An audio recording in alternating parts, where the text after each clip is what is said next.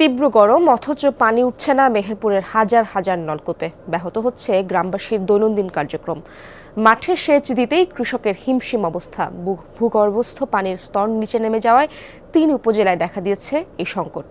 বৃষ্টি হলে পরিস্থিতির সাময়িক উন্নতির আশা সংশ্লিষ্টদের। 101% কপার কন্ডাক্টিভিটি ও ফ্লেম রিটার্ডেন্ট পিভিসি দিয়ে তৈরি বিজলি কেবলস, নিরাপদ আজীবন।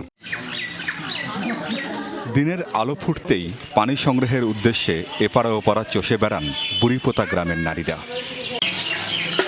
প্রতিদিনের চাহিদা মেটাতে গ্রামের স্কুলের একমাত্র ডিপ টিউবওয়েলই এখন ভরসা। কেননা মেহেরপুরের গ্রামগুলোয় অগভীর নলকূপে উঠছে না পানি।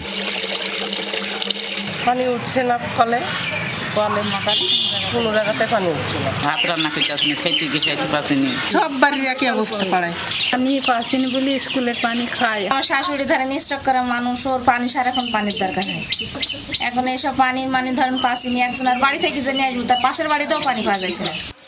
সদরের বাড়িবাঁকা, শালিকা, আমদহ, আশরাফপুর, মুজিবনগর উপজেলার জয়পুর, তারানগর, বিশ্বনাথপুর এবং গাংনী উপজেলায় ভূগর্ভের পানির স্তর নেমে গেছে।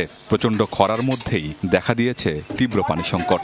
শুধুমাত্র পাড়া মহল্লাগুলো নয়, মাঠে মাঠে কৃষকরাও ভুগছেন একই সমস্যায়। শতকরা 80টা মোটরে পানি উঠছে না এবং নিচেও পানি নেই। মাঠে মোটরে ধানের জমিতেও পানি পাওয়া যাচ্ছে না। সহসাই মুক্তি মিলছে না এই অবস্থা থেকে। বৃষ্টি হলে পরিস্থিতির সাময়িক উন্নতির আশা সংশ্লিষ্টদের। গভীর নলকূপ দিয়ে আসলে আমরা যে ভূগর্ভস্থ পানির যে লেয়ারটা, যে সম্পদ, এটা তো আসলে সীমিত। সেটাকে হয়তো আমরা সাময়িকভাবে তুলতে পারবো, কিন্তু এটা আসলে আমাদের জন্য যে স্থায়ী সমাধান তা কিন্তু হবে না।